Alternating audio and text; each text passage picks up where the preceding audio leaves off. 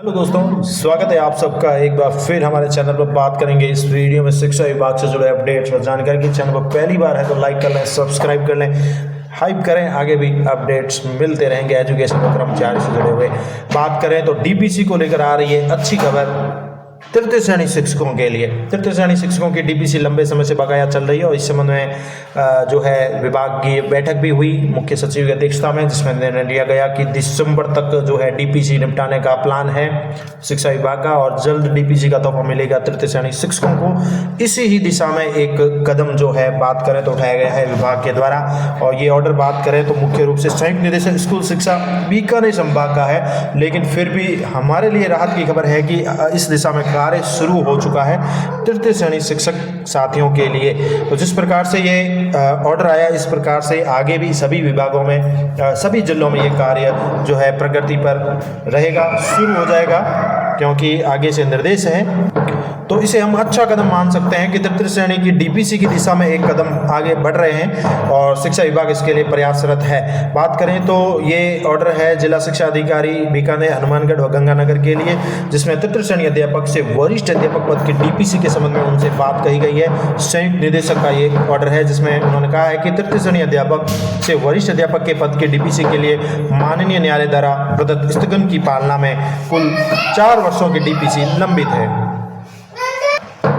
तो 4 वर्षों से ये डीपीसी जो लंबित चल रही है, उप पदोन्नति के समय बीकानेर मंडल में समय में कार्यरत कार्मिकों की गत 7 वर्षों की वार्षिक कालीन मूल्यांकन जो रिपोर्ट होती है एपीआर अपने कार्यस्थल पर एग्जाई करके एपीआर असेसमेंट इस कार्य को प्रस्तुत कराएं ताकि आगामी कार्रवाई समय पर पूर्ण की जा सके। यानी ये ऑर्डर आप इस प्रकार समझ सकते हैं कि उन्होंने एपीआर मांगी है एग्जाई करके, तो एपीआर मांगी जाती है डीपीसी के लिए ही। तो सरकार इस दिशा में कार्यरत है और डीपीसी करने की तैयारी में है, इसीलिए एपीआर मांगी गई है और आगामी समय में इनको पूर्ण करना है, इसलिए समय पर इसको कंप्लीट करके भेजने के लिए कहा गया है। इसके साथ ही इस ऑर्डर में आगे ये भी कहा गया है कि निर्देशित किया जाता है कि उक्त संवर्ग के डीपीसी संबंधित कार्य के लिए चाहिए गई एपीआर आगामी 7 दिवस में इस कार्यालय में स्वयं उपस्थित होकर दिनांक 4/11/2025 को उपलब्ध कराएं। यानी 7 दिवस का उनको समय भी दिया गया है जिला शिक्षा अधिकारियों को कि वो 7 दिवस में स्वयं उपस्थित होकर जो एपीआर है इन कर्मचारियों की वह समय पर भेजें। एपीआर के अभाव में किसी भी कार्मिक के डीपीसी पर प्रतिकूल प्रभाव पड़ता है तो इसकी जो जिम्मेदारी है संबंधित पक्ष की रहेगी और निदेशक महोदय के निर्देशानुसार कार्यालय में डीपीसी व एपीआर के बकाया कार्य को त्वरित पूर्ण करके संपादित किया जाना है, इसे सर्वोच्च प्राथमिकता देवें। तो इस ऑर्डर से आप ये क्लियरली समझ सकते हैं कि तृतीय श्रेणी अध्यापक की वरिष्ठ अध्यापक के रूप में जल्द ही डीपीसी होने वाली है और कार्य शुरू हो चुका है। और बीकानेर संभाग से खबर है, बाकी सभी जिलों में इस प्रकार से कार्य जल्द ही शुरू होने वाला है और ये ऑर्डर जो है 28/10 का ही एक ऑर्डर है।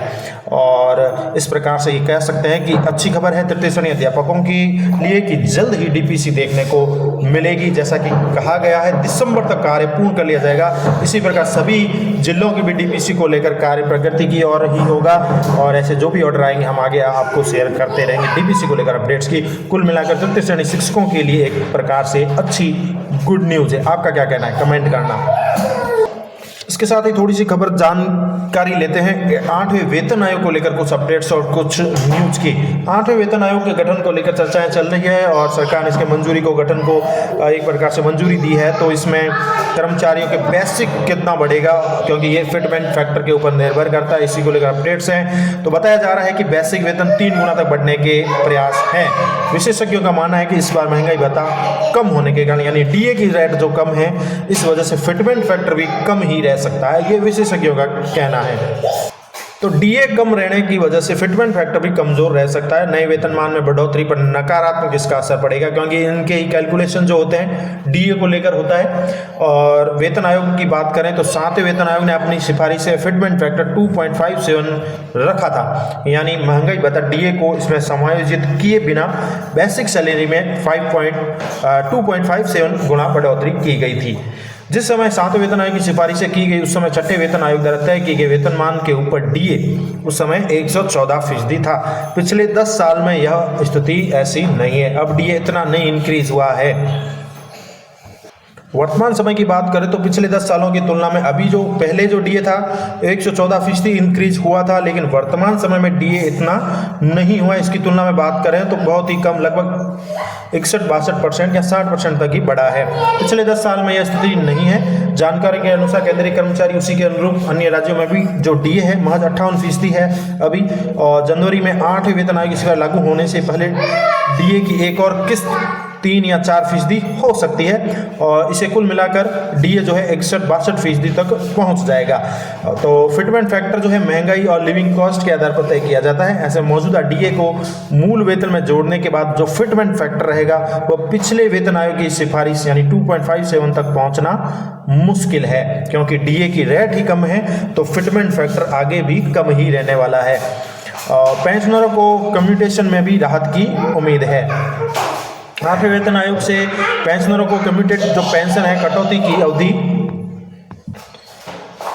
तो कम्यूटेड पेंशन कटौती की अवधि कम की जाने की उम्मीद है।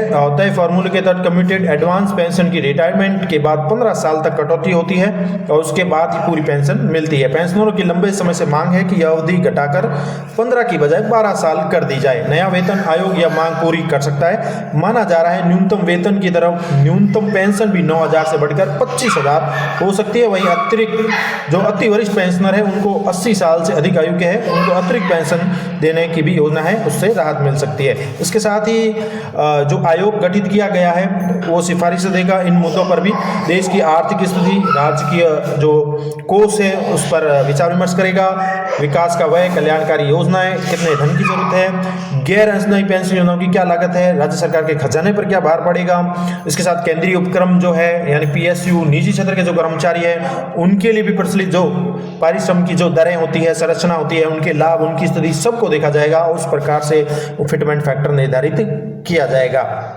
इसके साथ ही इसमें भत्ते जो मिलते हैं एज ए कर्मचारी के रूप में उसमें भी कुछ बदलाव किए जा सकते हैं। 8वें वेतन आयोग में पिछले आयोग की तरह कर्मचारियों के अप्रासंगिक भत्तों पर कैंची चलाई जा सकती है।